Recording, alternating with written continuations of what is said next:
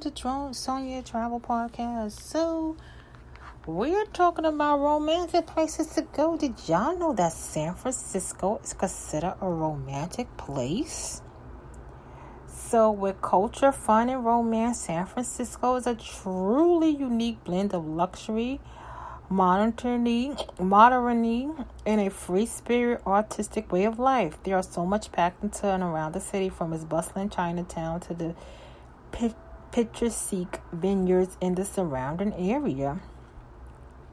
So, when visiting San Francisco, set a day aside to recreate the magic of vintage train travel in Napa Valley. It's America's wine capital. Napa is one of the most romantic honeymoon destinations in California, with charming winery and tasting rooms that seem made for romance. So, explore this Napa Valley wine train, a train with a series of antique Pullman cars to create an ambience of luxury train travel to yesteryears. Once you set foot on the train, the entire experience is completely stress-free, from the gourmet meals served on board to the wine you'll taste along the way. For couples, there's nothing more romantic than you being curled up together on a sofa as you sample fine wine and watch the rolling hill of Napa Valley pass by. Now, once you're back in the city, set aside at least one night for a date night out in the city. One of the most romantic things to do in San Francisco is hopping on a double-decker bus for an evening light tour of the city, passing through world-famous California streets and even more famous Bay Bridges. Don't confuse the Golden Gate Bridge, Bay Bridge. The Golden Gate is one thing, the Bay Bridge is another. It's a 500-foot tall light installation that creates an absolutely beautiful image when the light simmers and bounce across the bay. Most light tours include time to stop at the bright and colorful Fisherman Raft for an evening cocktail or stroll along the pier.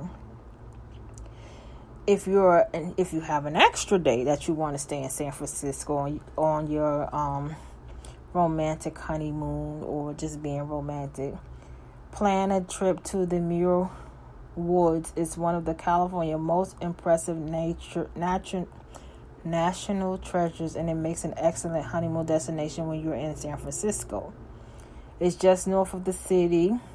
It is in a lush and seaside Marin County across the Golden Gate Bridge. The park is home to ancient redwood trees, some of which are close to 1,000 years old and tower nearly 300 feet in the sky. Walking through the reserve and standing in the shadow of these giants is an experience that's hard to recreate anywhere else in the country.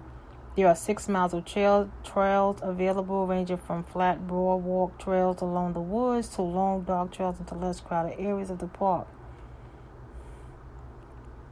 So yes, everyone, San Francisco was a romantic place. So if you want to go to San Francisco, if you like to go to San Francisco for romantic or a honeymoon, that's a place you can visit. I'm doing romantic places for couples because, like I said, Trina last time, she had asked me, and other people have emailed me and asked me, like, oh, do you have any more romantic places? So that's a romantic place, San Francisco, to actually go. There's a lot of places actually in California itself that you can go for romance. One place I find very, very beautiful, but I won't say it now. I'll probably do a podcast on it. Thank you for listening to my podcast. Please give a 5-star review on Speakers, Spotify, iHeartRadio. Where you listen to podcasts, please share. Please go to my website, www.wavil. Use promo code Sonia, www.Instagram. You can follow me at son.ia9795.